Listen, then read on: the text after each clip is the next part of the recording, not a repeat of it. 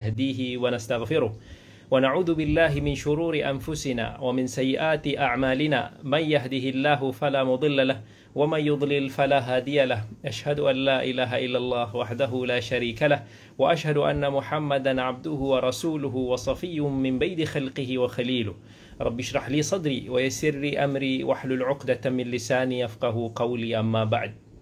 Alhamdulillah, sahabat-sahabat yang dirahmati oleh Allah semua, pada malam ini kita sambung lagi kuliah pengajian kita yang akan berkisar tentang sambungan daripada kisah Nabi Yusuf yang pada siri yang lepas kita telah menyebut sedikit sebanyak tentang kisah Nabi Yusuf alaihi assalam.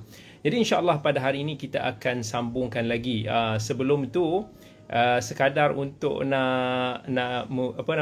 memberikan maklumat untuk pengetahuan semua, sekarang ni NTV7 dah tak ada kan. Jadi sekarang ni telah ditukar kepada TV Didik. Jadi Alhamdulillah untuk sebagai permulaan bagi TV Didik yang bersiaran ataupun berlangsung di channel yang sama, iaitu asalnya channel NTV7, ada slot saya pada pagi, iaitu pada hari Khamis dan juga pada hari Ahad 7.30 pagi, yang akan berkisarkan tentang motivasi pagi lah bersama Dr. Kamilin Jamilin. So insyaAllah di situ saya akan cuba untuk nak berkongsi dengan khususnya kepada para muda-mudi di luar sana beberapa aspek yang berkaitan dengan sunnah Nabi SAW. Moga-moga insyaAllah mesej ini dapat diluaskan lah insyaAllah kepada semua golongan. Baik, hari ini kita bersiaran seperti biasa di Facebook Global Ihsan, dan juga saya telah sharekan di page saya, dan juga kita bersiaran dengan sahabat-sahabat daripada live IG. Marhaban bikum, alhamdulillah. Jadi kita bermula dalam sekitar 9 suku kerana memberikan masa sikit untuk sahabat-sahabat yang ingin menunaikan salat Isyak bersama. Baik, jadi hari ini insya-Allah kita sambung lagi kelas kisah sirah Nabi ataupun para rasul kita, yang mana pada siri yang lepas kita telah menceritakan tentang permulaan kisah ataupun kisah kehidupan Nabi Yusuf AS, yang mana ketika Nabi Yusuf AS ni bermimpi melihat bintang-bintang yang sujud kepadanya, yang itu insya-Allah akan datang maksud dan takwil kepada mimpi tersebut. Kemudian macam mana hasad daripada abang-abang tirinya yang akhirnya telah membawa ke arah konspirasi untuk nak membunuhnya, yang mana pada asalnya mereka tidak bercadang untuk nak membunuh. Kemudian ada yang niat untuk nak membunuh, kemudian mereka tak jadi bunuh dan mereka tinggalkan di sebuah perigi. Dan kemudian Nabi Yusuf dibawa ke Mesir dengan satu rombongan dagangan kafilah yang pergi ke sana, dan dia telah dibeli oleh satu orang keluarga yang disebut nama isteri kepada menteri tersebut ialah Zulaikha. Tapi kita pun sebut dalam beberapa siri riwayat yang lepas beberapa nama yang dikaitkan dengan wanita tersebut. Dan Al-Quran dia cuma gelar suami dia sebagai Al-Aziz. Al-Aziz ni yang mulia. Yang disebutkan dia adalah seorang menteri, dan namanya, isterinya hanya dipanggil sebagai Imra'atul Aziz, iaitu isteri kepada menteri tersebut. And pada pengakhiran minggu lepas kita dah masuk kepada perbahasan macam mana Nabi Yusuf ini telah digoda oleh wanita tersebut ataupun isteri kepada menteri tersebut, kemudian akhirnya terkantoi. Jadi hari ini insya-Allah kita akan sambung lagi kisah hidup sirah ataupun Nabi Yusuf AS. Seperti yang saya maklumkan pada siri yang lepas, kisah Nabi Yusuf ini Allah Azza wa Jalla telah khususkan di dalam juzuk 12, yang satu surah khas yang dinamakan sebagai surah Yusuf, yang disebut selepas surah Hud. Dalam ni panjang lebar Allah ceritakan tentang kisah Nabi Yusuf. Itu satu menarik, kerana kebanyakan daripada kisah-kisah para Nabi dan Rasul diceritakan secara bertaburan ataupun berpecah di surah sana, di surah sini. Nabi Ibrahim pun ada macam-macam surah disebutkan, Nabi Hud pun dalam macam-macam surah disebutkan. Tetapi Nabi Yusuf ini dikhususkan surah yang mana dalam ni dia cuma cerita kisah-kisah Nabi Yusuf ni mostly hanya diceritakan di dalam surah Yusuf. Baik, kemudian bila mana Zulaikha yang dikatakan menteri, isteri kepada menteri ni, orang duk kecoh lah kan. Orang duk kecoh sebab dia anggap macam mana lah sampai sanggup isteri menteri ni nak goda anak tiri dia ataupun anak angkat dia sendiri. Jadi dalam Al-Quran Allah pun menceritakan tentang peristiwa ini. Apa Allah Azza wa Jalla sebut? A'udzubillahi minasyaitanirrajim. وقال نسوة في المدينة امرأة العزيز تراود فتاها عن نفسه قد شغفها حبا إنا لنراها في ضلال مبين. Maksudnya wanita-wanita, orang-orang perempuan dekat Mesir masa tu dia tengah kutuk ni. Dia macam makilah Zulaikha. Dia kata isteri menteri ni sanggup dia cuba untuk nak goda anak ataupun hamba dia sendiri, Nabi Yusuf itu, untuk diri dia. Itu dia kata macam manalah dia boleh tergoda sampai cinta tu masuk dalam hati dia. So dia pun tuduh bahawa Zulaikha ni telah terpesong.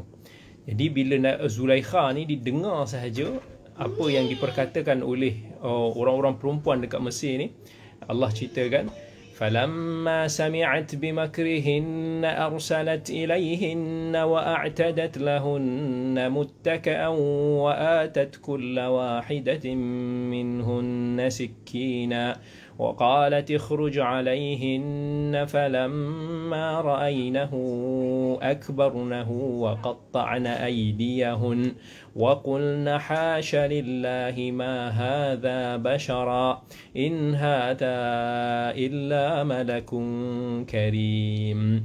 Jadi bila Zulaikha ni didengar je cacian, makian, hamun, dia pun panggil perempuan-perempuan dekat Mesir ni dalam satu majlis, satu majlis keramaian yang dia pun bagi kepada setiap wanita ni pisau. Jadi masa tu dia pun bagi tahu dekat Nabi Yusuf. Nabi Yusuf ni sebab dia beli kan, so kita boleh kata sama ada dia macam hamba dia lah. Jadi dia kata keluar, cuba jalan, cat show sikit depan perempuan ni lah. So bila wanita-wanita kat Mesir ni dia terlihat je Nabi Yusuf ni, dia tercengang, dia terpesona dengan rupa paras Nabi Yusuf yang sangat-sangat indah, sangat-sangat handsome ni, sampai tak sedar dia ni dah terlukakan tangan masing-masing dengan pisau yang tu sebab terlalu macam histeria lah kot. So sampai wanita-wanita ni terjerit-jerit kata, oh ya Allah, Maha Suci Allah daripada kekurangan. Ini bukan manusia ni, ini malaikat ni. Nak kata terlampau cantik ataupun indahnya Nabi Yusuf alaihi salam. Kemudian Allah kata, qalat fadhalikun alladhi lumtunnani fih walaqad rawadathu an nafsihi fasta'asama wala in lam yaf'al ma amuruhu la yusjananna wala yakunan minas saghirin. Zulaikha tu pun kata, inilah orangnya yang kau nak bising-bising, nak kutuk-kutuk aku, nak maki hamun aku. Bukan aku ni sengaja sangat, tetapi aku tak tertahan sangat godaan tersebut.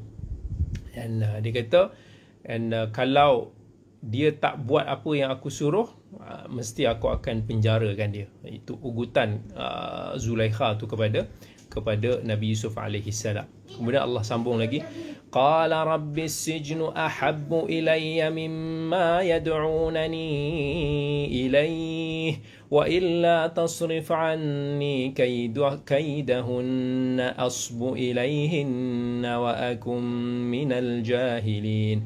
Nabi Yusuf ni dia kata, ya Allah, aku ni daripada aku buat maksiat, daripada aku berzina dengan isteri kepada tuanku ini, aku lebih rela, aku lebih pilih untuk nak dipenjarakan daripada godaan-godaan sebegini.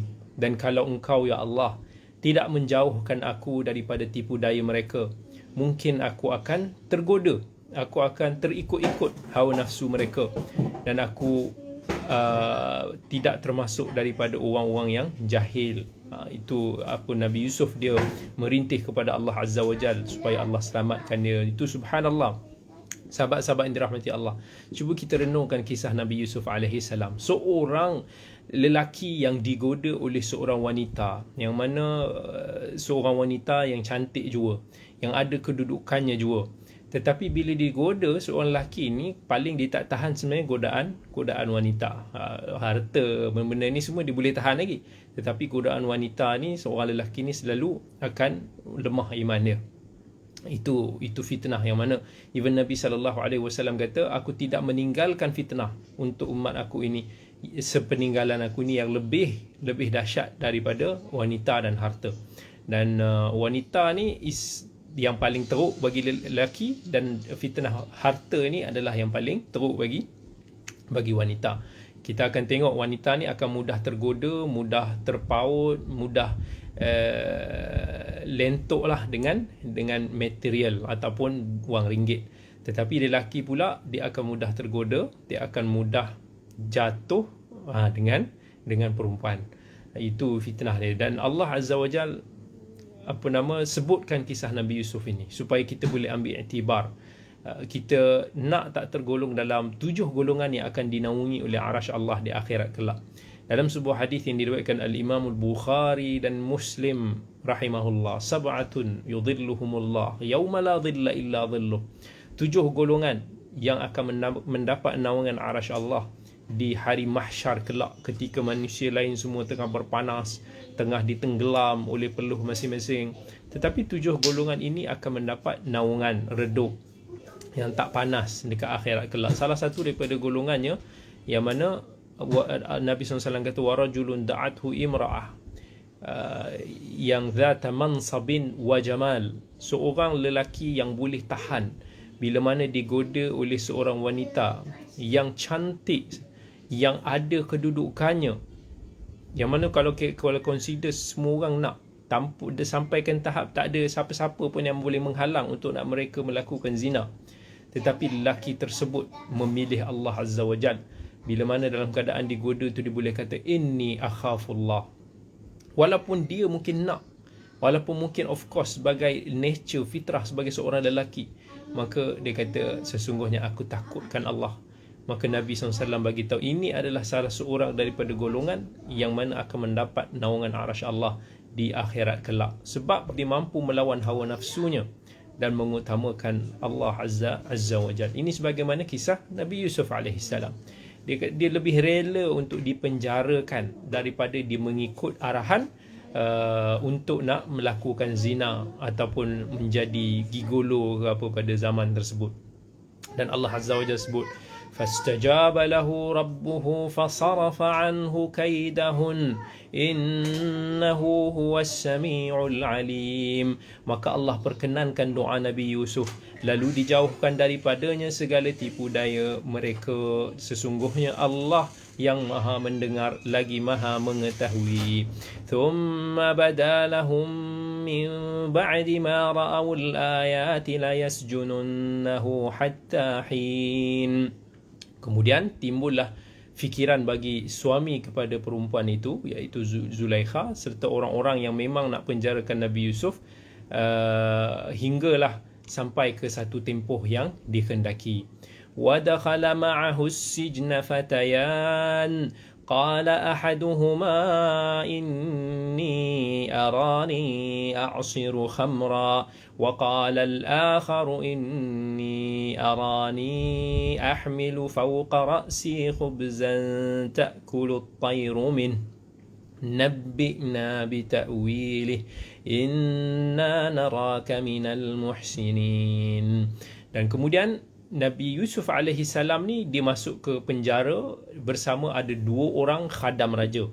Dan salah seorang di antaranya bertanya kepada Nabi Yusuf AS. Dia kata, aku ni mimpi dalam satu hari itulah dalam penjara. Dia kata, aku pernah termimpi melihat diri aku ini perah anggur. Dan seorang lagi kata, aku pula termimpi bahawa aku ini ada bawa roti dekat atas kepala aku, yang mana ada burung datang makan roti tersebut di atas kepala aku. Dan dia pun jumpa dengan Nabi Yusuf, sebab Nabi Yusuf ni nampak dia seorang yang saleh, seorang yang cerdik. Dia kata, cuba kamu jelaskan kepada aku tentang ta'bir ataupun maksud kepada mimpi tersebut. Dan sesungguhnya kami melihat engkau ni selalu orang-orang yang baik, yang selalu buat kebaikan, orang-orang yang saleh. Itu adalah salah satu daripada kelebihan Nabi Yusuf alaihissalam, yang mana Allah kurniakan dia kelebihan untuk nak mentadbir mimpi. Yang ini bukan satu kelebihan yang kita boleh pelajari ataupun yang boleh kita pandai-pandai untuk nak kita takwil mimpi orang, kita nak faham mimpi orang. Itu bukan sesuatu yang kita boleh nak cari-cari. Ini satu kelebihan yang Allah kurniakan kepada sesiapa yang dikehendakinya. Dan mungkin antara faedah yang saya nak kongsikan, di Arab Saudi dulu ada seorang pentadbir mimpi yang agak terkenal. Saya lupa apa nama dia, doktor dekat Riyadh, Nasir ke apa nama tak. Dia ni masya-Allah, dia ada program dia, dan program dia dekat TV ni, dia masya-Allah dia akan cuba untuk nak jawab orang call pasal mimpi. And bila orang tu sebut pasal mimpi dia, masya-Allah dia boleh tahu apa yang di sebalik mimpi tersebut. Kadang orang tu cerita, dia pun kata, okey, kau nampak dalam mimpi ni kau punya kapet tu warna coklat ke? Orang tu kata ya. Macam dia tahu je apa perjalanan mimpi tu. Kemudian dia cuba takwil mimpi tersebut. Kadang-kadang dia bagi tahu dia nampak ada orang, kamu telah terkena penyakit ain. So ini salah satu daripada satu isyarat. Kalau kamu nak hapuskan penyakit ain tersebut, kamu tengok dekat bawah kapet tu, kamu akan jumpa macam ada satu rambut ke atau ini ke apa. Dia masya-Allah, dan dia kadang dia tahu ini sebabkan kamu kena sihir. Kamu cuba tengok dalam beg kamu ada jumpa ni ke, ada. Masya-Allah, kebetulan apa yang dicakap tu betul. Orang tu dia kata, okey, saya pergi check, saya tengok ni ada. So dia pun bagi tahu, okey, kamu mungkin telah kena sihir. Dia masya-Allah, itu saya tengok ada satu kelebihan Allah beri kepada dia, wallahu taala alam. Kemudian Allah Azza wa Jalla sebut, قال لا يأتيكما طعام ترزقانه إلا نبأتكما بتأويله قبل أن يأتيكما ذلكما مما علمني ربي إني تركت ملة قوم لا يؤمنون بالله وهم بالآخرة هم كافرون. Nabi Yusuf pun jawab kepada dua orang tu, kata, aku ni bukan sahaja dapat menerangkan takbir mimpi kamu, tetapi aku juga datang kepada kamu sesuatu makanan yang diberikan kepada kamu. Aku akan bagi makanan kepada kamu, melainkan aku juga dapat beritahu kamu, aku boleh bagi tahu jenis-jenis makanan yang dibawa kepada kamu. Allah bagi tahu dia salah satu mukjizat dia. So itu apa yang dia kata, yang Allah ajarkan kepada dia. Dengan sebab itu aku meninggalkan agama kaum yang tidak beriman kepada Allah serta tidak pula percayakan kepada hari akhirat. So dalam penjara ni, Nabi Yusuf ni sempat lagi nak berdakwah kepada dua orang yang khadam raja ini, supaya mereka ini memeluk Islam juga. Penjara ni adalah salah satu peluang sebenarnya untuk kita muhasabah, untuk nak kita baiki diri. Dan saya tengok sebenarnya penjara ni supposed to be bukanlah terlalu kita fokuskan kepada hukuman, tetapi kita kena ada elemen of pendidikan di dalam penjara tersebut. Kalau tak salah saya dulu diceritakan dalam penjara Arab Saudi dulu ni, dia ada library, even kadang-kadang setengah daripada hukuman-hukuman dia ni boleh diconsider kalau kata cellmate tu dia katakan dia menghafal Al-Quran dalam tempoh tertentu, ataupun dia hafal beberapa juzuk dalam certain tempoh. Dan kalau dia berjaya untuk nak hafal Quran tersebut dalam certain tempoh tu, dia boleh dibebaskan. Dan mereka ini selalu dikunjungi oleh masyayikh. Mereka boleh pergi ke library untuk nak membaca, untuk nak buat kajian. Tu yang kita kadang-kadang boleh tengok setengah daripada para ulama mereka yang apabila dihukum dipenjarakan di sana, dalam penjara tu mereka boleh menghasilkan buku lagi. Mereka ni sometimes dia rasa dinikmat pula, sebab dalam penjara ni dia dapat ruang masa, dia ada that, dia tak bosan lah duduk penjara ni, macam kena buat benda-benda ataupun kena baring saja, buat benda-benda yang dia tak nak. Tapi dia, siapa yang suka ilmu boleh buat, siapa yang nak hafal Quran, itulah peluangnya. Dan apa penegasan Nabi Yusuf, dia ingatkan di dalam dia nak dakwah dia tu, dia kata واتبعت ملة آبائي إبراهيم وإسحاق ويعقوب ما كان لنا أن نشرك بالله من شيء ذلك من فضل الله علينا وعلى الناس ولكن أكثر الناس لا يشكرون. Nabi Yusuf ni dakwah, dia kata aku ini ikut agama bapa dan tok nenekku. Kan, Ibrahim ayahku dia, ayah dia Nabi Yaqub. Nabi Yaqub anak kepada Nabi Ishaq, Nabi Ishaq dia anak kepada Nabi Ibrahim. Kemudian dia kata tak sepatutnya kita ini mempersekutukan sesuatu pun dengan Allah. Kita mentauhidkan Allah, hasil daripada limpah kurnia Allah yang telah diberikan kepada umat manusia. Tetapi kebanyakan manusia tidak bersyukur. Tengok, awal sekali dakwah Nabi Yusuf AS, dia menyeru manusia ke arah tauhid, mentauhidkan Allah first. Ya sahibai sijni a'arbabun mutafarriqun khairun amillahul wahidul qahhar. Wahai sahabatku, kamu berdua yang dipenjarakan ini, kan, memuja dan menyembah berbagai-bagai Tuhan dan bercerai-berai itu yang lebih baik, ataupun menyembah Allah Tuhan yang Maha Esa lagi Maha Kuasa itu yang lebih baik? Ditanya balik kepada kedua-dua sahabatnya itu, mana yang lebih baik, Allah yang Esa ataupun Tuhan-Tuhan yang bercelaru yang kamu duk sembah itu? ما تعبدون من دونه إلا أسماء سميتموها أنتم وآباؤكم ما أنزل الله بها من سلطان إن الحكم إلا لله أمر ألا تعبدوا إلا إياه ذلك الدين القيم ولكن أكثر الناس لا يعلمون. Apa yang kamu sembah selain daripada Allah ni, kata Nabi Yusuf, hanyalah nama-nama yang kamu ni bagi sendiri nama-nama tu. Kamu, datuk nenek kamu, Allah ni tak pernah pun berikan kamu sebarang bukti untuk membenarkan kamu punya sembahan tersebut. Sebenarnya yang menentukan segala amal ibadah kita ni semua hanyalah Allah sahaja. Diperintahkan kepada kita semua supaya sembah Allah sahaja, jangan sembah selain daripada dia. So itulah agama yang betul, tetapi kebanyakan manusia tidak mengetahui. Itu sambung Nabi Yusuf lagi. Kemudian Nabi Yusuf kata kepada mereka lagi, dia nak takbirkan, sebelum dia nak takbirkan mimpi tersebut, dia dakwah dulu. Subhanallah. Sebelum dia nak bantu orang-orang tu faham apa yang dimaksudkan dalam mimpi masing-masing, dia dakwah dulu. Dia bagi tahu bahawa apa yang aku nak sebut kepada kamu ni semua adalah hasil daripada ajaran Allah Azza wa Jalla. Kalau aku ada kelebihan tersebut pun, kelebihan aku ini adalah hasil kurniaan Allah Azza wa Jalla. Kita sembah Allah dulu. Kemudian dia kata kepada dua-dua sahabat penjaranya itu, Ya sahibai sijni amma ahadukuma fayasqi rabbahu khamra wa amma al-akharu fayuslabu fatakulu at-tayru min ra'sihi qudiya al-amru alladhi fihi tastaftiyan. Wahai sahabat aku berdua, kan, takbir mimpi kamu ini sebenarnya maksud dia salah seorang yang kata dia ada bawa arak tersebut, maksudnya dia akan menjadi tukang memberi ataupun tukang tuang membawa arak tu kepada tuan dia. Itu kerja dia nanti.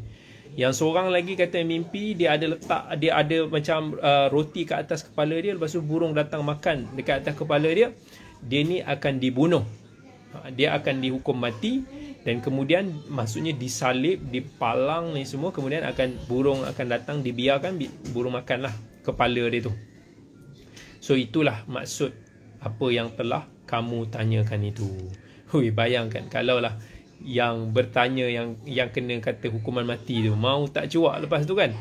Dia tanya, ingatkan apa maksud dia, rupa-rupanya tengok kena bagi tahu hukuman dia akan mati, akan diberi hukuman mati.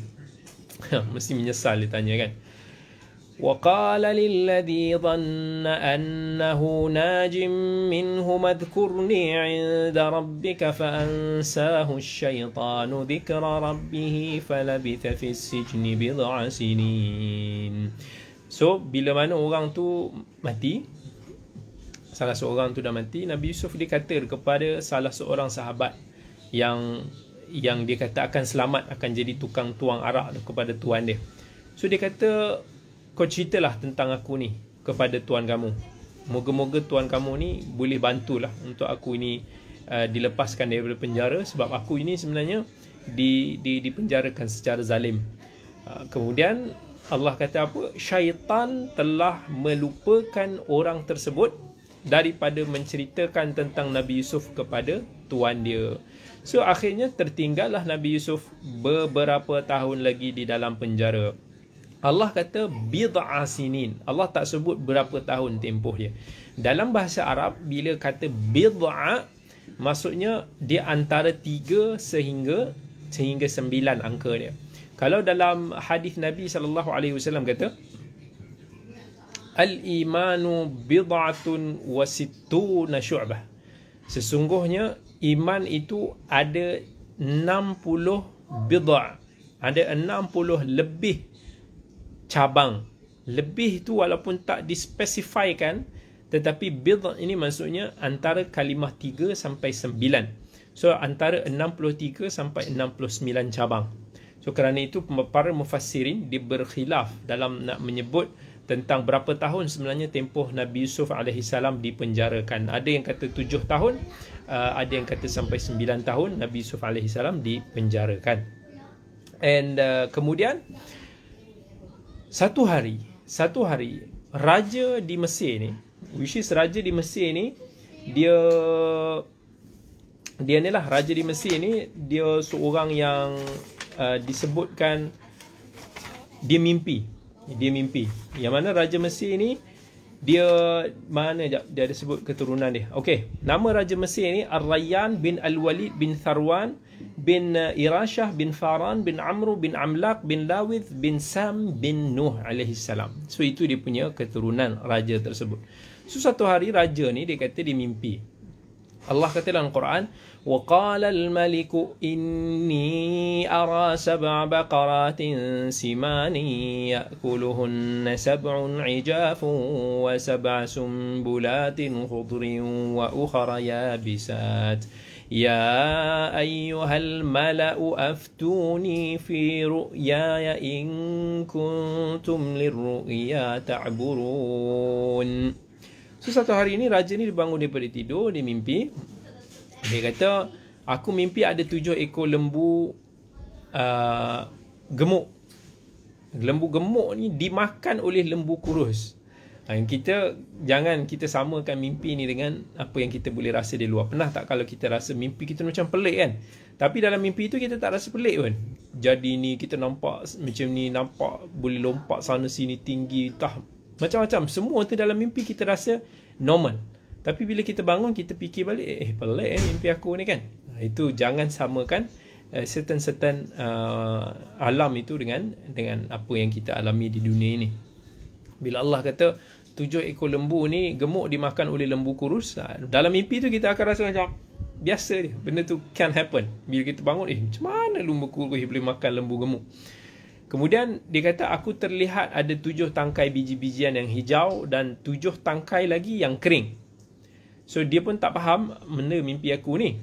So dia pun panggil dia punya menteri-menteri dia. Dia kata, wahai pemuka-pemuka semua yang tahu, cuba kau terangkan sikit kepada aku ni apa maksud mimpi aku ni. Mimpi ni macam mengganggu aku. Dia ada somehow. Ada mimpi yang kita rasa macam nothing, ini mainan tidur je, kita akan lupa secepat. Tapi ada mimpi yang sometimes dia trigger kita. Kita rasa macam terbayang-bayang, terbawa-bawa sampai kita bangun, perasaan tu boleh jadi risau, boleh jadi sedih kan. Pernah tak? Saya pun pernah juga mimpi yang rasa macam bila bangun tu, ya Allah, terkenang-kenang apa benda lah ni kan, terganggu lah. Sampailah ada kala mimpi tu dilupakan. Jadi ada sebahagian daripada penasihat-penasihat diraja ni begitu, qalu adghathu ahlam wama nahnu bita'wilil ahlami bi'alimin. So dia orang kata, lah itu mimpi main-mainnya tu apa tuanku.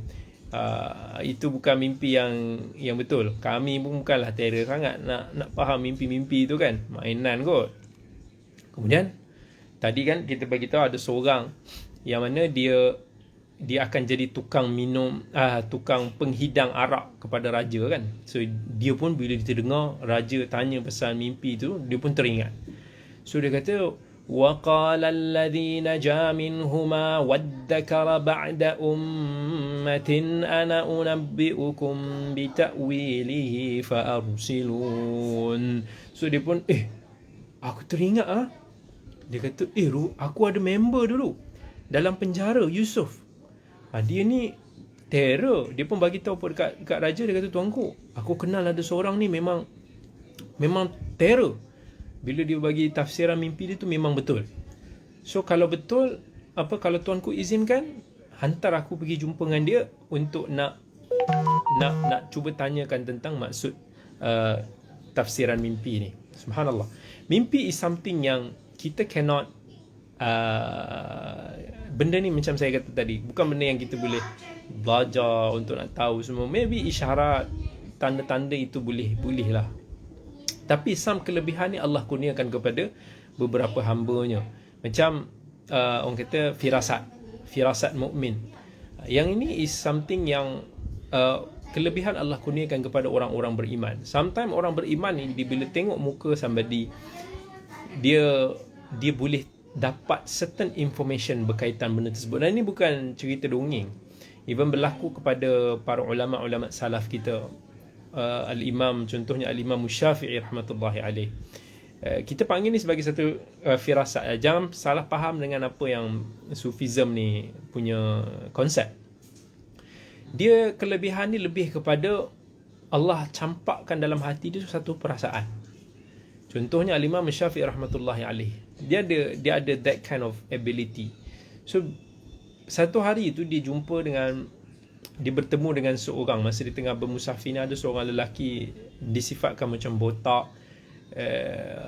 Bila Imam Syafi'i nampak muka dia ni, Imam Syafi'i ni dia punya firasat. Dia kata apa yang dia rasa dan dia tahu tentang lelaki yang sedang dilihat ni, dia ni bukan orang yang baik.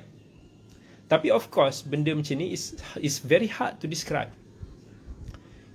Sebab dia tak buat jahat lagi, tak nampak lagi, tapi perasaan tu ada. Dan dia rasa macam dia very confident, this man bukan lelaki yang baik. Tapi lelaki tu punya baik. Ajak dia datang ke rumah, jamu dia makan, bagi dia minyak wangi, bagi dia tidur dekat rumah dia semua. Sampai Imam Syafi'i esoknya bila nak beransur, dia rasa terhutang budi kepada lelaki tu. Dia kata, aku nanti kalau kau datang ke Mekah, dia nak balas lah budi lelaki tu. Dia kata, jangan lupa cari aku. Kau datang je kat sana, kau tanya je orang, cakap mana rumah Muhammad bin Idris Al-Syafi'i, semua orang akan tahu. So dia pun dia ingat macam nanti dia datang balik tempat aku, insyaAllah aku akan layan dia balik macam mana dia layan. So dia kata, terima kasih banyak-banyak atas segala layanan yang diberi. So lelaki tu pula yang tuan rumah botak tu, dia kata, kenapa nak kena terima kasih pula? Semua yang aku serve kau daripada semalam ni, semua kau kena bayar lah. Mana ada benda free? Imam Syafi'i terkejut juga kan. Minyak wangi dia charge, makanan dia charge, dia tidur semalam tu dia charge, semua khidmat tu dia charge. Tiba-tiba Imam Syafi'i ketawa. Sampai lelaki tu pun dia kata, apa sebab kau ketawa? So Imam Syafi'i dia ketawa pasal dia kata, aku gembira. Sebab dia kata, daripada semalam aku pelik. Daripada semalam aku pelik. Firasat aku mengatakan kau ni orang yang jahat, orang yang teruk lah. Tapi aku pelik, kenapa macam benda itu berbeza daripada apa yang aku rasa semalam until today. So sekarang ni aku boleh nampak yang firasat aku tak tersalah. So aku gembira. Kemudian Imam Syafi'i pun sometimes dia pernah macam kata bermain-main firasat dengan dia punya guru dia, Muhammad bin Hasan Asy-Syaibani, anak murid kepada Al-Imam Abu Hanifah. Satu hari tu dia dengan guru dia nampak seorang lelaki. Dia datang, dia kata, jom. Dia kata, wahai guru, kita cuba tengok wajah lelaki ni dan kita try teka apa pekerjaannya. Jadi salah seorang Imam Syafi'i ataupun guru dia kata, bila dia tengok wajah lelaki ni, dia kata dia ni tukang kayu. Kemudian Imam Syafi'i ataupun guru dia, either one, dia cakap tak, dia ni tukang jahit. Berbeza kat situ. So dia kata, jom kita tanya lelaki tu. So bila dia jumpa lelaki tu, dia kata, kamu kerja apa? Lelaki tu pun kata, dulu aku tukang kayu, sekarang ni aku dah kerja jadi tukang jahit. Dua-dua betul lah. Maksudnya, Masya Allah, itu firasatul mu'min, yang kita macam istilah dia face reader. Face reader ni dia tengok wajah somebody ataupun dia tengok ke apa, dia can read something but he cannot describe apa sebab.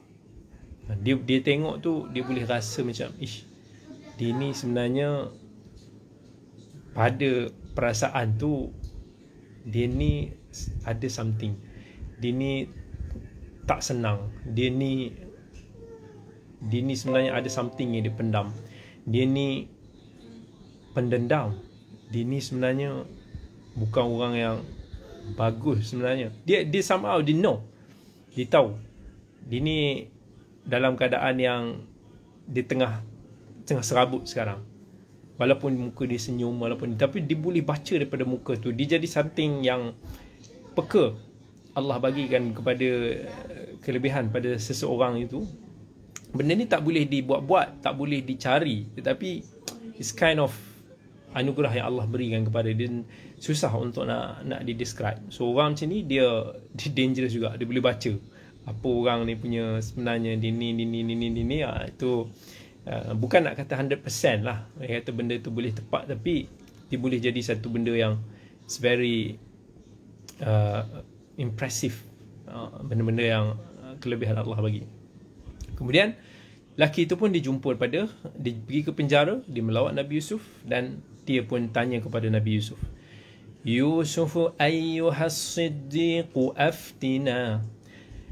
أفتنا في 7 بقرات سمان يأكلهن 7 عجاف و7 سنبلات خضر وأخر يابسات لعلي أرجع إلى الناس لعلهم يعلمون. Dia berkata, wahai Nabi Yusuf, kawan aku, tolonglah aku, bagi tahu kepada aku apakah maksud mimpi raja ini. Yang dia pun bagi tahulah, ada 7 ekor lembu gemuk dimakan oleh 7 ekor lembu yang kurus. Kemudian ada 7 tangkai biji-bijian yang hijau, 7 tangkai lagi yang kering. Cerita kat aku supaya aku boleh sampaikan kepada tuanku.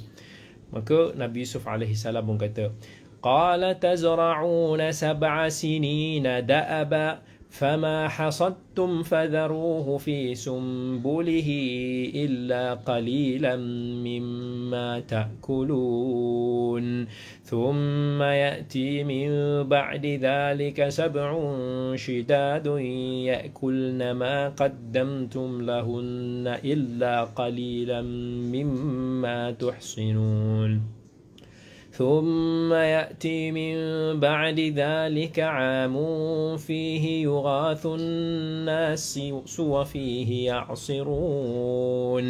Nabi Yusuf pun kata, okey, mimpi tu maksud kamu kena daripada sekarang, kamu kena mula tanam betul-betul. Untuk 7 tahun berturut-turut ni, tanam banyak mungkin yang kamu boleh, sebab apa yang kamu tanam itu, dia macam dia kata, kamu biarkan pada tangkai-tangkainya ketam, kecuali pada tangkai-tangkai dia sikit bahagian untuk kamu jadikan makanan. So maksudnya tanam, dan kamu kena simpan. Jangan makan semua hasil tanaman kamu, simpan sikit. Kemudian akan datang lepas daripada 7 tahun ni, akan berlaku kemarau yang besar, kemarau yang teruk, yang mana kalau kamu tak tanam daripada sekarang, kamu akan mati kebuluran.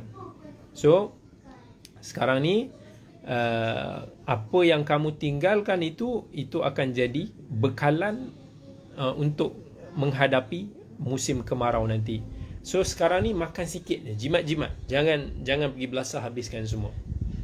Kemudian selepas daripada 7 tahun kemarau ni akan datang tahun-tahun yang mana hujan lebat, orang ramai akan dapatkan hujan rahmat, bumi akan menjadi subur dan akan dapat macam-macam hasil. So itu apa yang Nabi Yusuf takwilkan daripada mimpi tersebut. Kemudian raja tu bila dengar, dia kata, wa qala al-maliku tuni bih falamma ja'ahu ar-rasul qala irji' ila rabbika fas'alhu ma balun niswati allati qatta'na aydiyahun inna rabbi bikaidihinna alim. So Raja Mesir bila didengar, wow, this is very impressive. Okay, bring me the Yusuf, bring me the boy, the guy. So dia pun, Nabi Yusuf ni dijemput untuk nak menghadap raja. Sampai bila Nabi Yusuf ni dia mengajak di depan raja, dia kata, dia sebelum dia datang jumpa raja, dia kata, kau bagi tahu dulu tuan kamu ni, maksud raja tu, aku nak bersihkan nama aku. Maksudnya dia tak mahu aku dibebaskan dalam keadaan macam aku ni dituduh untuk nak goda perempuan-perempuan, aku ni Casanova. No. Kau tanya dekat perempuan tu, apa hal mereka duk lukakan tangan mereka sendiri? Ini semua plan, konspirasi, tipu daya daripada mereka. So dia nak bagi tahu yang I'm not a guilty man. So apa dia pun buat. Kemudian raja tu pun kata, ma khatbukun إذ راوتن يوسف عن نفسه قلنا حاش لله ما علمنا عليه من سوء قالت امرأة العزيز الآن حصحص الحق أنا راودته عن نفسه وإنه لمن الصادقين.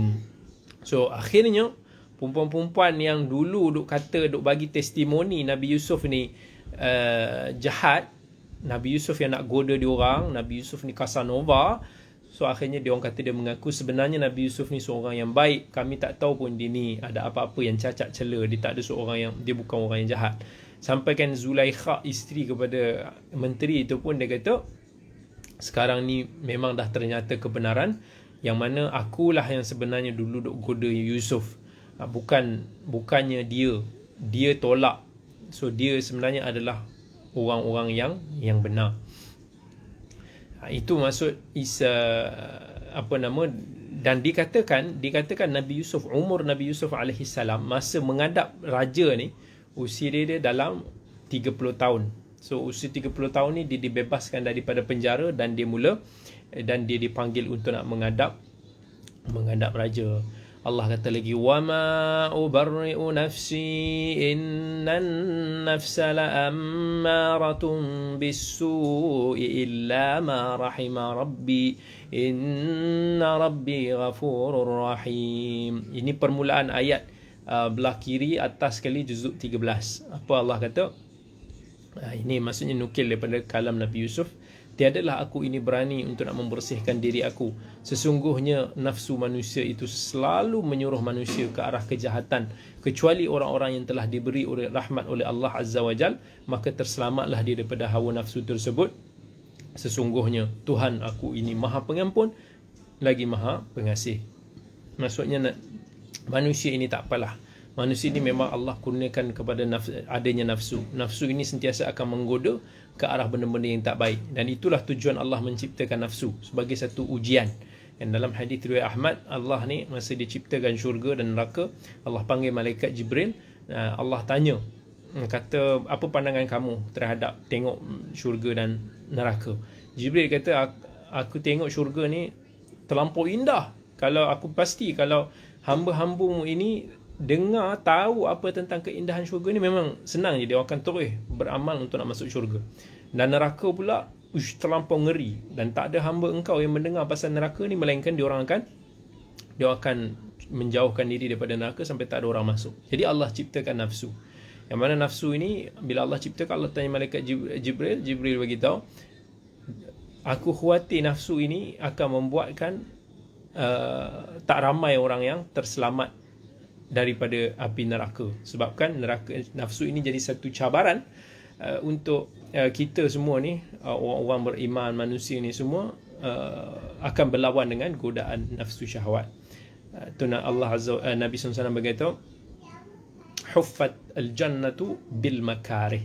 Sesungguhnya syurga itu dikelilingi, dipagari oleh perkara-perkara yang kita tak suka buat.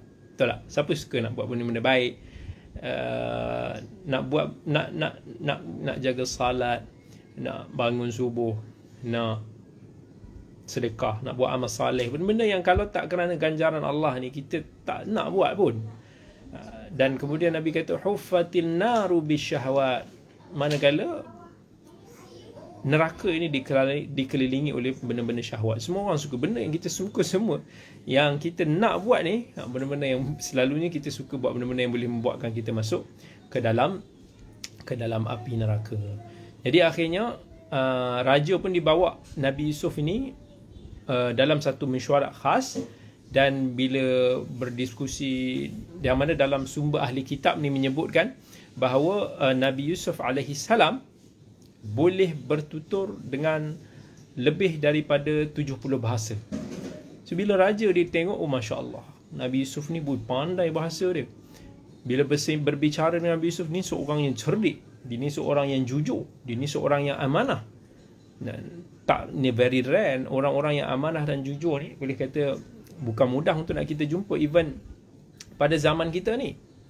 Maka ditanya kepada Nabi Yusuf, what do you want, wahai Yusuf? I will give you anything. Kita, apa yang kau nak, aku akan bagi kau apa-apa, because you are indeed a very good man. Dia kata, qala ja'alni ala khazainil ardi inni hafizun alim. Tuanku, kalau nak, boleh jadikan aku ini sebagai, senang cerita, macam menteri keuangan ataupun gubernur bank negara lah. Dia macam yang uruskan tentang perbendaharaan hasil-hasil di Mesir.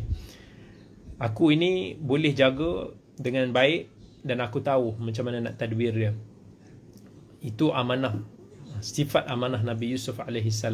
Orang yang amanah, dia boleh minta jawatan. Kalau dia tahu, kalau orang lain yang take over the jawatan will be a corruption, akan jadi lebih buruk, maka orang yang baik ni boleh minta jawatan tersebut. Orang yang tahu dia ni lemah, yang memang dia bukan nak kerana islah, tetapi dia lebih nak bolot, dia lebih nak menggunakan jawatan kekayaan tu untuk benda-benda yang tidak sepatutnya, yang ini haram untuk dia nak minta jawatan tersebut ataupun berlumba-lumba mendapatkannya. Dan kebetulan juga ketika itu menteri perbendaraan, which is suami kepada Zulaikha ketika itu, disebut wafat, meninggal. And so dikatakan menteri itu nama dia Qatfir ataupun Atfir, nama dia. Bila dia meninggal, Zulaikha ni dalam sumber Israiliyat lah, sumber-sumber ahli kitab, dikatakan dia ni tak pernah pun menggauli Zulaikha before this, sebab dia macam gundik kan, mereka ni banyak perempuan, so tak termain semua tu. Jadi dikahwinkan Nabi Yusuf dengan Zulaikha itu. Daripada itulah disebutkan dia memiliki dua pasang cahaya mata, Afraim dan juga Mansha.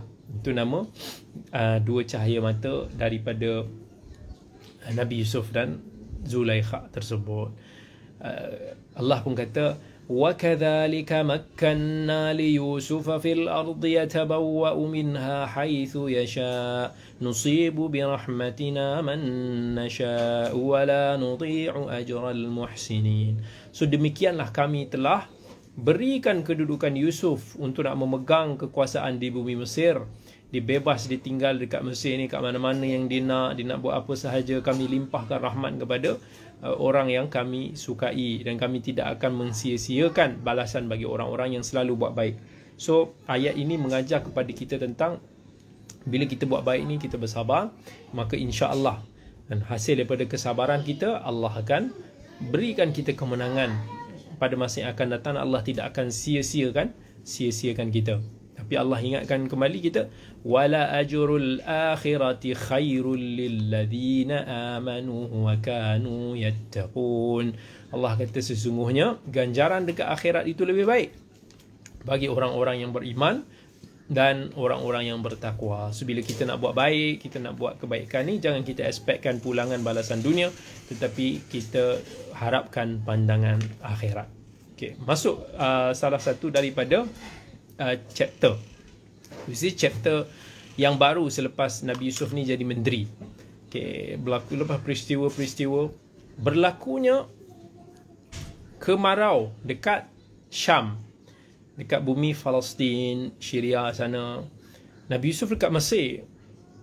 Jadi akhirnya tiba-tiba Allah menceritakan satu kisah berkaitan dengan Nabi Yusuf.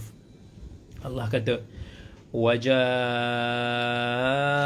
إِخْوَةُ يُوسُفَ فَدَخَلُوا عَلَيْهِ فَعَرَفَهُمْ وَهُمْ لَهُ مُنْكِرُونَ. Allah kata tiba-tiba bila musim kemarau tu, datanglah saudara-saudara Nabi Yusuf ni balik, datang berjumpa dengan Nabi Yusuf kat Mesir.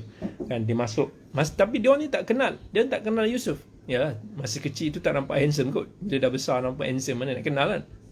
Tapi Yusuf bila nampak saudara dia, dia kenal lah. Dia tahu, ni abang-abang ni datang masuk ni. Dia orang tak kenal. Jadi Nabi Yusuf pun cuba nak dia sambut je. Dia ni nak jumpa, kira kata menteri dekat Mesir ni, untuk nak minta tolong lah. Sebab Nabi Yusuf ni dia pegang perbendaharaan, hasil-hasil bumi Mesir ni dia ada duit, dia termasuklah menteri peladangan lah, pertanian, komoditi apa tu dia pegang. So dia ada sumber-sumber tu. Jadi dia orang ni datang jumpa dengan dia lah. Jadi Nabi Yusuf pun buat-buat tak kenal, tapi Nabi Yusuf kata dia bagi sikit bekalan. Dia kata sikit bekalan kepada saudara-saudara dia. Dia kata, aku balik kali ni, aku bagi sikit. Next time kau datang, kau bawa aku kau punya saudara kamu yang lain. Maksud sebab adik-beradik ni semua datang, tapi dia tak bawa Bunyamin. Maksudnya adik betul kepada Nabi Yusuf. Itu kita bagi tahu kan, yang mana Nabi Yusuf dan Bunyamin, ada satu riwayat sebut ibu Nabi Yusuf meninggal ketika melahirkan Bunyamin. Itu dia kata, aku tahu kau ada lagi adik-beradik yang kau tinggal. Dia buat helah, dia kata, kalau kau nak lebih banyak makanan, aku akan bagi, mungkin boleh lipat ganda kan, tapi bring all your family here. Maksud bring all your brothers here. Dia sebenarnya dia ada muslihat. Tapi abang-abang ni tak perasan lah. Dia kata, oh mungkin kalau dia itu syarat lah nak dapatkan makanan yang banyak. So Nabi Yusuf ni berkata, tak, kali ni aku bagi sikit je. Aku nak, kalau kau nak makanan, kau nak aku bagi kau lebih sikit, bring all your brothers, your family. Kata Nabi Yusuf, فَإِن لَمْ تَأْتُونِي بِهِ فَلَا كَيْلَ لَكُمْ عِنْدِي وَلَا تَقْرَبُونَ. Kalau kau tak bawa dia, semua orang adik-adik sebenarnya dia nak datang bawa Bunyamin. Dia sayang Bunyamin, dia rindu Bunyamin. Dia nak adik dia tu datang. Dia kata, kalau kau tak bawa next time, you will get nothing. You will get nothing. Don't ever come here again. Itu saja permainan di psikologi dia Nabi Yusuf main. Jadi dia kata pun, adik-beradik dia kata, qalu sanurawidu anhu abahu wa inna lafa'ilun. Dia kata actually ayah kami ni susah nak lepaskan Bunyamin, tapi tak apalah, kami cuba pujuk dia. Kami cuba pujuk adik kami tu, semoga datang. So itu trik daripada Nabi Yusuf. Kemudian Nabi Yusuf pun dia kata kepada orang-orang suruhan dia, okay, masukkan barang-barang dagangan mereka ini pada tempat simpan barang di kenderaan mereka, supaya mereka mengetahui kelak ketika mereka kembali kepada keluarga mereka, supaya mereka datang balik. Nabi Yusuf buat trik lagi. Dia kata, kau masukkan barang ni barang aku ni, seolah-olah nanti mereka ini macam mencuri. Seolah-olah mereka bukanlah mencuri, terambil barang menteri. So jadi bila dia orang balik ni, dia orang tahu yang dia orang mesti kena datang balik return. Kalau sebab Nabi Yusuf dia nak try to buat trick supaya adik-beradik ni datang balik return dengan Bunyamin for next time. Okay, adik-beradik pun balik. Adik dia balik, kemudian cakap ke ayah dia, قالوا يا أبانا منع منا الكيل فأرسل معنا أخانا نكتل وإنا له لحافظون. Dia kata, wahai ayah, dulu ayah suruh kami jumpa dengan menteri ni. Sebab ayah dia, Nabi Yaqub ni dah buta. Dia menangis banyak sangat masa kehilangan Nabi Yusuf, dia tak nampak. Tapi dia dengar lah, dia orang ni dengar dekat Mesir ni, menterinya seorang yang amanah, seorang yang baik. So ayah dia suruhlah pergi minta tolong dekat menteri tu. Mana tahu dia boleh bagi kita sikit makanan, sumber-sumber ke apa. Tapi dia orang kata, menteri ni tak nak bagi kita. Even dia dah bagi kita ni amaran supaya aku bawa semua adik-beradik ni. So kita orang kena bawa Bunyamin ni together. Barulah dia akan bagi makanan tu insya-Allah secara komplit. Jadi itu apa yang dia kata kepada ayah dia. Maka Nabi Yaqub dicakap balik kepada anak-anak dia ni, Hal amanukum alaihi illa kama amintukum ala akhihi min qabl fallahu khairun hafidha wa huwa arhamur rahimin. Dia berkata, macam mana aku nak percaya pada kamu lagi, my sons, setelah apa yang kamu khianati kepercayaan aku masa kisah adik kamu Yusuf dulu. Allah lah sebaik-baik pelindung, Allah lah sebaik-baik penjaga, dan dialah yang paling pengasih, lagi pengasih daripada apa-apa yang pengasih. Jadi adik-beradik Nabi Yusuf ni dibuka, unpack balik barang-barang dia. Pak, tiba-tiba dia nampak, ada barang yang barang lain kat situ. So dia kata, wahai ayah kami, apa lagi yang kita kehendaki ni? Ini barang-barang dagangan yang kita jadikan tukaran, itu telah dikembalikan kepada kita. Maksudnya macam seolah dia nak tukar barang dengan Nabi Yusuf, tapi Nabi Yusuf macam letak balik barangan dia orang. Sebenarnya Nabi Yusuf ni baik, dia tak mau ambil hasil-hasil abang-abang dia tu, tapi dia macam selit balik. Sebenarnya dia nak bagi balik, just take it, tak payah nak tukar-tukar. Tapi abang ni macam cuak lah. Dia kata, alamak, nanti kami kena tuduh pula kami ni tipu menteri ke apa ni semua. So kita kena kuat untuk nak datang balik. Tapi Nabi Yaqub ni, dia kata, lan ursilahu ma'akum hatta tu'tuni mawthiqan minallahi lata'tunnani bihi illa ayyuhata bikum falamma atawhu mawthiqahum qala Allahu ala ma naqulu wakil. Nabi Yaqub ni dia menangis. Dia kata, tak sesekali aku akan lepaskan Bunyamin ni. Dia adik bongsu sekarang lah. Aku tak akan lepaskan dia bersama-sama dengan kamu sampai kamu janji betul-betul pada aku. Kamu janji teguh bersumpah dengan nama Allah yang kamu akan bawa dia kembali dengan selamat. Kamu whatever yang berlaku, kamu akan bawa dia dengan selamat, kecuali kalau kamu kena kepung dengan musuh ataupun kamu kena serang dengan musuh. Other than that, there is no excuses. You have to bring your brother back. Itu apa yang Nabi Yaqub mention. Sebab dia sayang sangat. Dulu dia sayang Nabi Yusuf. Tiba-tiba Nabi Yusuf gone. Adik dia yang ada dijaga. Dia jaga lebih lah perhatian sebab mak dia pun meninggal. So masa tu dia pun kata, okey, kami janji demi Allah, Allah juga saksi kami. Kami tak akan mengkhianati janji itu lagi. Tapi Nabi Yaqub alaihi salam, dia know something. So dia pun bagi tahu, dia pesan ke anak-anak dia, wahai anak-anakku, jangan kamu masuk kat Mesir nanti daripada satu pintu je. Masuk daripada beberapa pintu yang berlainan. Untuk nak meminimumkan damage lah if anything happen. And whatever, apa pun yang aku nasihat, aku tetap tak dapat nak selamatkan kamu daripada suatu ketentuan Allah Azza wa Jal yang telah ditetapkan. Ini semua asbab, dan kepada Allah lah aku berserah. Aku ni termasuk daripada kalangan orang-orang yang berserah diri. So akhirnya adik-beradik Nabi Yusuf ni, dia pun ikut perintah ayah dia, dia ikut nasihat. Dia dah insaf lah, dah insaf atas apa yang dulu terjadi. So dia pun masuk daripada pintu-pintu yang yang berlainan. Okay, so masa mereka ni masuk untuk nak mendapatkan Yusuf, masa tu bawa lah ada Bunyamin bersama-sama dengan mereka. Tapi masa tu Nabi Yusuf ni selu-selu panggil Bunyamin.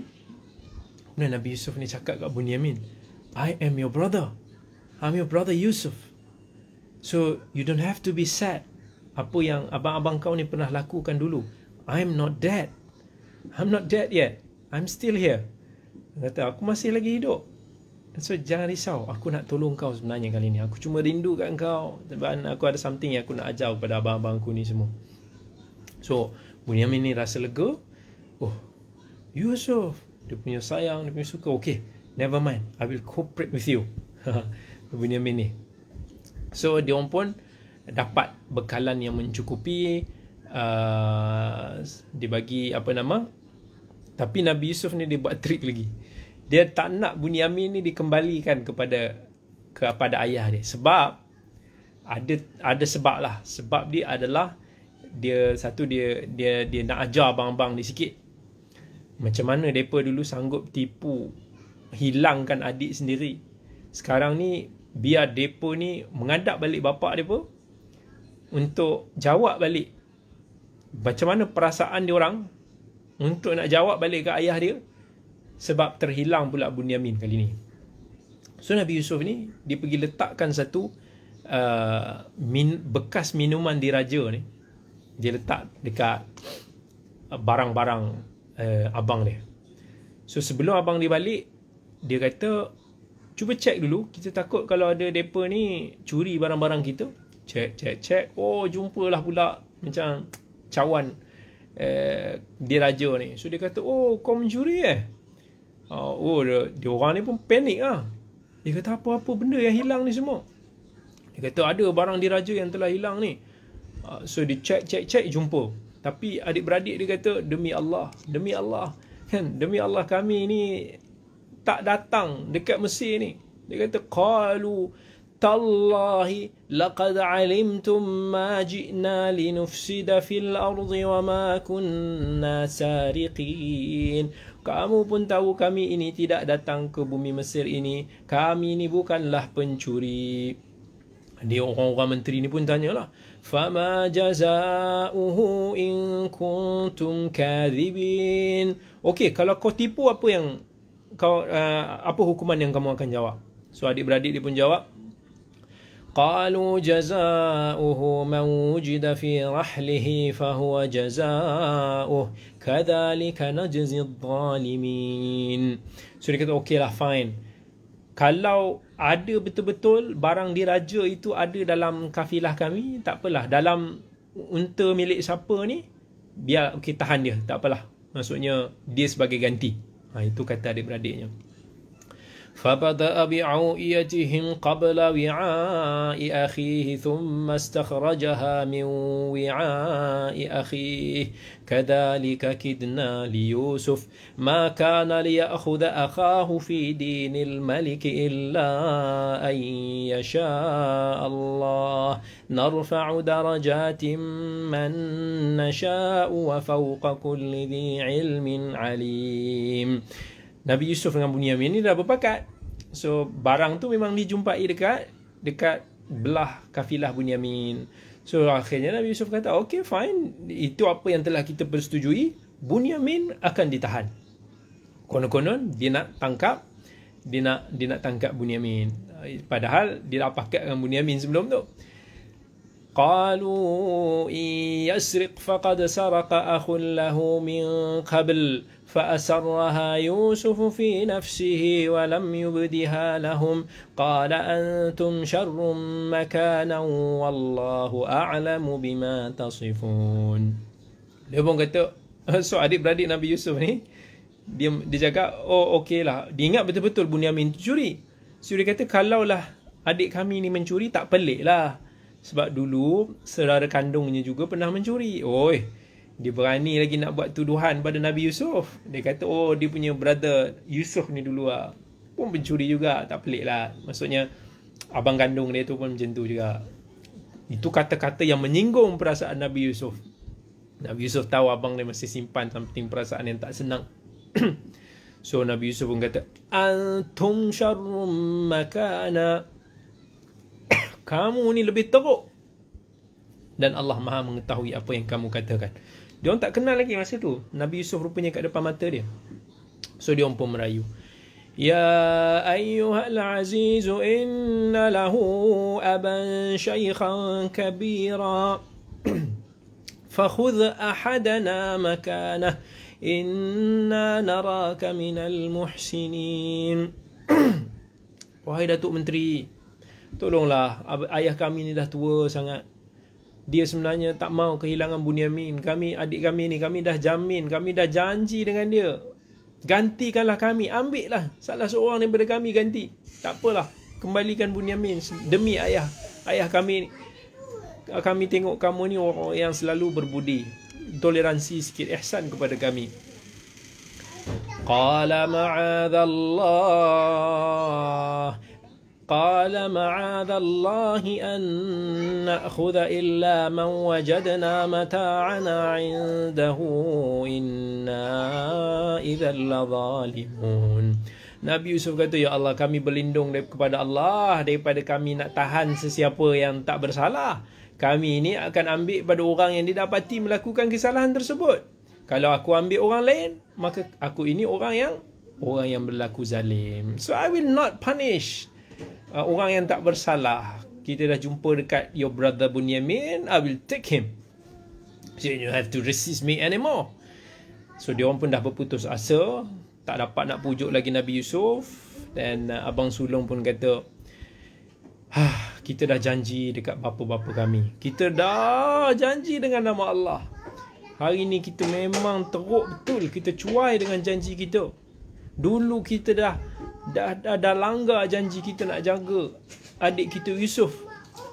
Dia kata, aku tak akan sesekali tinggalkan negeri Mesir ni sampai bapa aku izinkan untuk aku kembali. Dia rasa bersalah sangat. I won't coming back until my father allow me to. Oh, if Allah punish me. Dia dah rasa sangat-sangat bersalah lah.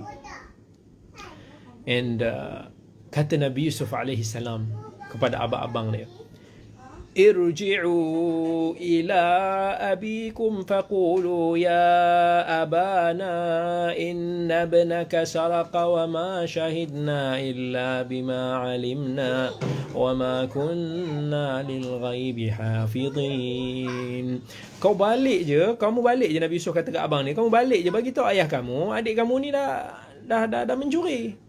Dan cukuplah kami yang jadi saksi, kami tak tahu benda-benda gaib lain.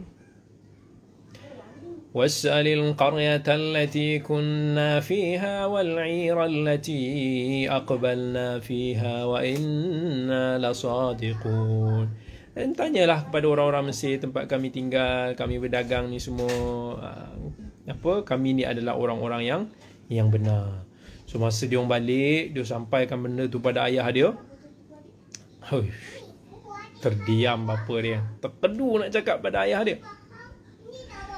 Ayah Nabi Yaqub marah. Dia kata, nafsu kamu, tak apalah, bersabar itu lebih baik bagi aku. Mudah-mudahan Allah akan kembalikan mereka semua kepada aku. Dialah yang maha mengetahui, dialah yang maha bijaksana. Dan merajuk Nabi Yaqub, dia dah tua tu, dia berpaling daripada anak-anak dia kan, tersedih dia. Dia kata, aku ini dah bersedih kerana Yusuf. Mata aku ini telah putih, meratap menangis kerana kehilangan anak aku itu.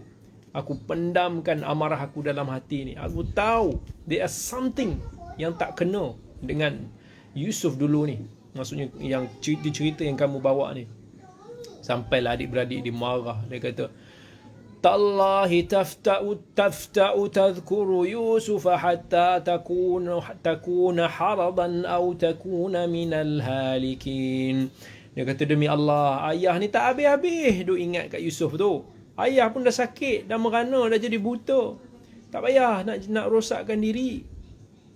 Nabi Yaqub ni cuma jawab, Qala innama ashku bathi wa huzni ila Allah wa a'lamu min Allah ma la ta'lamun. Cukuplah aku mengadu kesusahan dan kesedihan aku kepada Allah, dan aku tahu melalui wahyu Allah apa yang kamu tak tahu. Dia pun kata dekat anak-anak aku ni, kan, pergilah anak-anak aku, pergilah cari, tengok balik berita-berita tentang, cari balik Yusuf, cari balik Bunyamin. Jangan putus asa daripada rahmat Allah. Go find them. Sesungguhnya orang yang berputus asa ni adalah sifat orang-orang kafir. So adik-beradik dia pun mula bertolak ke Mesir, cuba untuk nak mengadap balik menteri supaya pujuk serahkan kembali Nabi Yusuf, Bunyamin. So dia pun kata dekat Nabi Yusuf, menteri masa tu, qalu ya ayyuhal azizu massana wa ahlana ad-dur وجئنا ببضاعة مزجاة فأوف لنا الكيل وتصدق علينا إن الله يجزي المتصدقين. Wahai Datuk Menteri, keluarga kami ni dah menderita kerana kemarau, kami dah kesusahan, kami datang ni nak dengan barang-barang yang kurang baik, dah tak tahu apa yang kami nak tukar lagi. Barang-barang ni bukan barang yang berharga untuk nak kami tukarkan dengan makanan daripada negeri kamu. Tolonglah, penuhilah bekalan kami, dermalah kepada kami. Sesungguhnya Allah membalas dengan sebaik-baik balasan kepada orang-orang yang murah hati untuk nak menderma. Nabi Yusuf pun jawab, hal alimtum ma fa'altum bi Yusuf wa akhihi idh antum jahilun. Kamu tahu tak betapa buruknya kamu punya sikap dulu, apa yang kamu telah lakukan kepada Yusuf dan adik dia semasa kamu dulu masih jahil, tak tahu tentang implikasi baik buruk perbuatan kamu itu. Bila dia duk cakap pasal Yusuf, abang dia pun macam kata, qalu a innaka la anta Yusuf قال أنا يوسف وهذا أخي قد من الله علينا إنه من يتق ويصبر فإن الله لا يضيع أجر المحسنين. Abang ni kata, you are Yusuf? Are you really Yusuf? Nabi Yusuf menjawab, yes, indeed I am Yusuf, and this is my brother. Dan Allah telah mengurniakan nikmatnya kepada kami. Sesungguhnya sesiapa yang bertakwa dan bersabar, Allah tidak akan mensia-siakan. Allah tidak akan mensia-siakan orang-orang yang selalu buat baik. So adik-beradik berkata, demi Allah, sesungguhnya Allah telah melebihkan, memuliakan engkau daripada kami disebabkan takwa dan kesabaran engkau. Kami ni orang yang bersalah, mengaku salah. Tapi Nabi Yusuf ni, dia tak mau balas dendam. Dia bukan nak pergi hentam abang-abang di balik, nak hukum abang-abang di balik. Dia ada that power. Tapi apa jawab Nabi Yusuf? La tathriba alaikumul yawm yaghfirullahu lakum wa huwa arhamur rahimin. Hari ini kamu tak akan dipersalahkan atas perbuatan kamu yang telah lalu. Hari ini kamu diampunkan. Allah akan mengampunkan kamu. Dan sesungguhnya Allah itu Maha Pengasih daripada sekalian yang Maha Pengasih. Kata Nabi Yusuf kepada abang-abang ni, اذهبوا بقميصي هذا فألقوه على وجه أبي يأتي بصيرا وأتوني بأهلكم أجمعين. Dia kata, bawa baju aku ini, letak dekat muka ayahku, dan dia akan dapat melihat semula. Dan bawalah ayahku datang balik, semua, all our family come here. Itu Nabi Yusuf punya mukjizat lah. Maka bila dia orang pergi ke Mesir, dia pun bawa baju tu semakin menghampiri kawasan Palestin. Nabi Yaqub daripada jauh ni, dia dah macam, oh ma, aku macam I've smell something about Yusuf. Kalau kamu tak sangka aku sudah nyanyuk, kamu akan percaya. I'm not nyanyuk yet, I smell Yusuf. Tapi ada juga beberapa family dia kata, no, you are orang tak macam tak siuman kot. Kau ni macam la fi dhalalikal qadim, you are macam dah nyanyuk. Maka bila dia orang datang, adik-beradik dia balik, jumpa balik ayah dia, letak baju Nabi Yusuf, letak pada muka Nabi Yaqub, tengok siapa, Nabi Yaqub pun dapat tengok balik mukjizat dia. Nabi Yaqub pun kata, oh subhanallah, dia kata, alam aqul lakum inni a'lamu minallahi ma la ta'lamun. Bukankah aku dah kata aku ni tahu apa yang kamu semua tak tahu. Maka anak-anak dia pun datang minta maaf balik. Dia kata dekat ayah dia, qalu ya abana astaghfir lana dhunubana inna kunna khati'in. Wahai ayah kami, maafkan kami, ampunkan kami, sesungguhnya kami yang bersalah.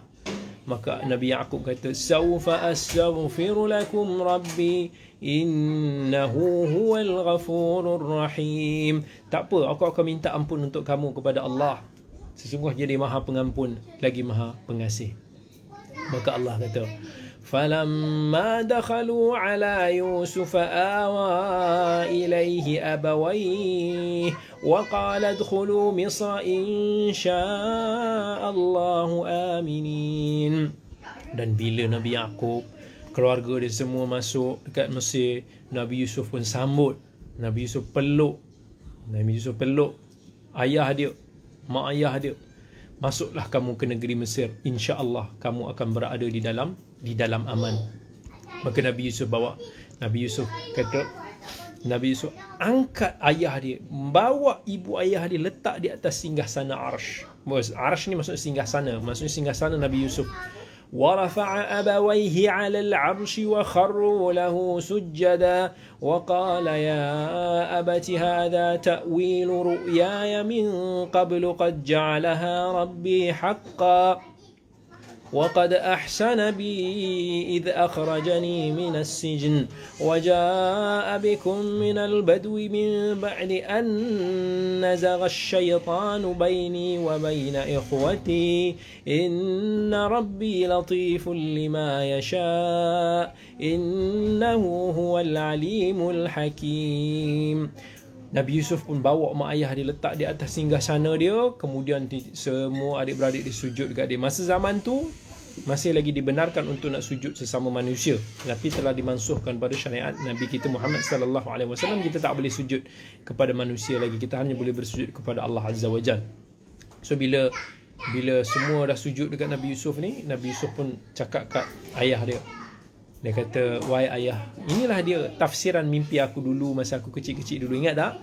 Sesungguhnya Allah telah menjadikan mimpi aku itu benar. Bintang-bintang yang sujud pada bulan matahari itu, bermaksud adik-beradik dia yang ada 11 orang tu, semua ni sujud pada Nabi Yusuf AS. Dia kata, Allah telah berbuat baik kepada aku, Allah telah keluarkan aku daripada penjara dan dibawa kamu semua kemari sesudah syaitan merosakkan perhubungan kita antara adik-beradik kami ini. Sesungguhnya Allah itu maha lemah lembut tadbirnya, dan baginya apa yang dikehendaki Allah ni maha mengetahui lagi maha bijaksana. So itu apa yang Nabi Yusuf alaihi salam, kisah yang cukup kita kata sangat menarik tentang Nabi Yusuf alaihi salam.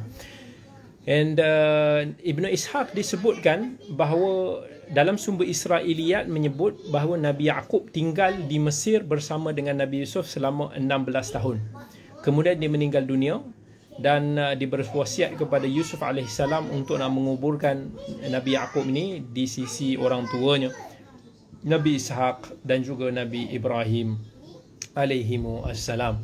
Jadi di situlah bermulanya sejarah Bani Israel yang mula hidup bermastautin di Mesir. Nanti kita tengok lagi beberapa ratus tahun. Masa itulah datangnya zaman Nabi Musa AS. Itu yang dikata masa tu Bani Israel di Mesir ni, sejak daripada anak-anak Nabi Yaqub yang digelar sebagai Israel. Israel tu adalah Nabi Yaqub, anak-anak dia Bani. Mereka ini keluarga Nabi Yaqub mula tinggal di Mesir sampailah nanti ke zaman Firaun. Masa tu Firaun yang dia akan memperhambakan Bani Israel ni, ia adalah daripada suku-suku Nabi Yaqub ini. Sebahagian daripada ahli kitab ataupun simbol Israiliyat menyebut bahawa umur Nabi Yaqub masa dia masuk ke Mesir, usia dia dalam 130 tahun. Dan sama ada dalam sekitar 16-17 tahun Nabi Yaqub sempat hidup di Mesir. And ada yang bagi tahu umur Nabi Yaqub total berusia dalam sekitar 140 tahun. Itu apa yang ada terkandung di dalam kitab suci mereka. So ini semua antara apa. Cuma apa yang kita nak sebut tadi, kita kata ibu dia dah meninggal kan, tapi macam mana dia boleh abawai diangkat? Kenapa bila dia kata warafa'a abawaihi 'ala al-'arsh, dia angkat ibu dan ayah dia letak atas singgahsana? Bukan ibu Nabi Yusuf dah meninggal. Kat situlah walaupun Ibnu Jarir At-Tabari dia berpandangan bahawa ayat ini telah menyanggah pendapat yang kata ibu Nabi Yusuf telah meninggal ketika melahirkan Bunyamin. Tetapi mungkin antara faedah yang saya boleh kongsikan ialah Allah Azza wa Jalla bila gunakan perkataan dalam Al-Quran dia very halus. Dan ada kadang-kadang Allah guna perkataan walidaih dalam nak menggambarkan ibu bapa. Ada kala Allah menggunakan perkataan abawai. Walidaih ni dia feminin, ibu bapa, tetapi kalimah yang feminin. Orang yang melahirkan, siapa yang melahirkan kita? Ibu kita. Tapi bila dia kata kedua-dua walidai, maksudnya dia maksud ibu bapa, walaupun perkataan tu feminin. Tapi bila kata abawai, bermaksud ibu bapa, tetapi ab maksud dia bapa. Tapi bila dia kata kedua-dua bapa, maksudnya adalah ibu bapa, tetapi perkataan tu maskulin, perkataan lelaki. So dalam konteks ayat ni Allah gunakan kalimah abawai yang memaksudkan dia lebih maskulin, seolah-olah memberikan isyarat bahawa ibu bapa ini lebih kepada Nabi Yaqub, ayah kandung dia, tetapi ibu Nabi Yusuf ni adalah ibu tiri. Maksudnya isteri kepada Nabi Yaqub alaihissalam. Juga boleh kita katakan sebagai ibu tiri lah. So digunakan perkataan abawai. But kalau Allah gunakan perkataan walidai, Allah ibu bapa, Allah sekali wasainal insana bi walidayhi ihsana. Allah mewasiatkan kita untuk buat baik kepada ibu bapa, tapi digunakan perkataan walid yang melahirkan, ibu lebih. Sebabkan ibulah yang melahirkan kita buat baik. Ini memanglah kita kena, Nabi pun bagi tahu kita utamakan ibu berbanding ayah. Bila cerita pasal harta pusaka, Allah sebut abawai, ibu bapa, tapi guna perkataan maskulin sebab bahagian bapa di situ lebih. Itu antara beberapa apa yang faedah-faedah yang boleh kita nak kongsikan. Dan itulah kisah Nabi Yusuf alaihi assalam. Ada yang kata betul ke anak Nabi Yaqub yang lain pun jadi nabi pada akhirnya? Tak disebutkan di situ. Wallahu alam, kita tak disebutkan selain daripada Nabi Yusuf alaihi salam. Daripada sumber-sumber yang sah, mereka ini dilantik menjadi nabi. Wazahir itu tidak. Baik. Ada yang tanya di sini, adakah itu adalah wahyu apabila Nabi Yusuf offer jawatan itu? Wallahu taala alam. Tetapi Nabi Yusuf minta sendiri bahawa Allah tidak sebut kami telah wahyukan kepada Nabi Yusuf supaya dia minta jawatan tersebut. Ini termasuk dalam hukum untuk nak meminta jawatan, ada disebutkan di dalam hukum hakam fiqah, yang mana hukum meminta jawatan ni ada Nabi SAW halangkan para sahabat dia. Dia kata jangan kamu berlumba-lumba kan, kamu ni akan berlumba-lumba untuk nak mendapatkan jawatan. Tetapi sebab tu Abu Dhar bila dia minta jawatan, Nabi SAW bila tak bagi, Nabi kata innaka rajulun dhaif, kamu ni lemah, kamu tak layak untuk nak menjadi seorang pemimpin. Nak jadi pemimpin ni you have to be strong, you have to be sebab nak jadi leader ni, nak jadi pemimpin tak semestinya dia orang yang amanah aja, but he has to be very strong, have a very good leadership, because otherwise dia tak akan boleh memimpin dengan baik. Cukup baik saja atau berilmu saja tidak. Macam saya nak bagi tahu, tak semestinya kita ni seorang mufti boleh menjadi menteri. Itu senang nak bagi tahu. Tak semestinya kita seorang yang alim dalam agama kita boleh jadi Perdana Menteri. Tak semestinya. Sebab apa yang kita tahu adalah daripada sudut ilmu agama, yang itu boleh menjaga ketakwaan dan kewarakan kita. Tetapi untuk nak menjadi seorang leader, menteri, Perdana Menteri semua, we have to ada extra package, we have to be ada knowledge yang lain tentang urus tadbir dan kepimpinan, yang mana itu semua lebih luas daripada sekadar untuk nak kita ada ilmu agama. Dan ilmu agama is very important untuk nak menjadikan kita seorang pemimpin yang amanah, yang bertakwa. Tapi nak buat kerja untuk nak jadi menteri ni bukan cukup dengan ada knowledge ilmu agama. You have to have a knowledge how to run a country. Untuk nak run country ni kita kena mahir dengan pelbagai benda, kita kena tahu politik, we have to know many other things. Baik, jazakumullahu khairan kathiran. Terima kasih banyak kepada sahabat-sahabat semua yang telah bersama dengan kita pada malam ini. InsyaAllah kita sambung lagi siri kita pada minggu hadapan. Aqulu qawli hadha wa astaghfirullahal azim li wa lakum.